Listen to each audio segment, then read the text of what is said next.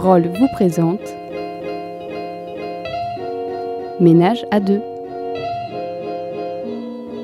L'idée qu'on fasse découvrir au public de la Montagne Magique et du Bronx, donc au public flamand et au public francophone, les dernières créations de l'autre communauté, mais qu'aussi on puisse rassembler les programmateurs belges autour de ces nouvelles créations. Et on s'est dit, ok, on va lancer quelque chose de tout autre, c'est Ménage à deux. Et dans cet accord, il y avait le fait que, par exemple, il fallait sous-titrer un spectacle flamand pour que les jeunes de plus de 10 ans puissent le voir en français. Eh bien, on a financé le surtitrage, etc. Voilà. Et les compagnies ont pris en charge, elles, par contre, par exemple francophones, de jouer en flamand. Et elles ont traduit le spectacle et elles l'ont joué juste pour l'occasion en flamand.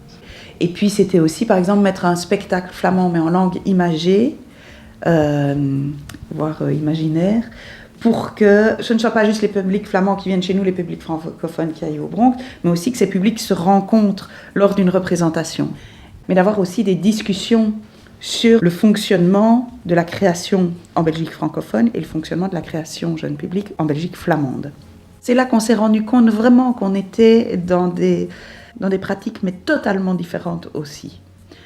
Beaucoup de productions flamandes sont énormes, demandent des plateaux très très grands, ce que nous n'avons pas. Donc il y en avait une qui a eu lieu au Bronx, mais du coup on a eu les classes de la Montagne Magique qui ont été voir le spectacle.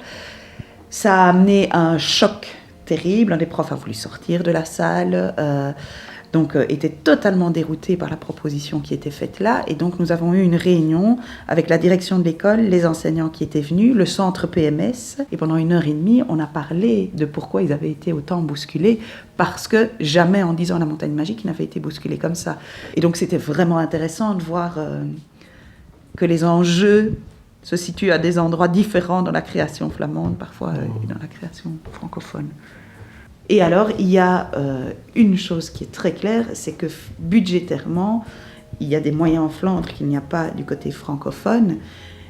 Et donc, on regarde une scénographie francophone et une scénographie flamande, on sait tout de suite dire si c'est francophone ou flamand.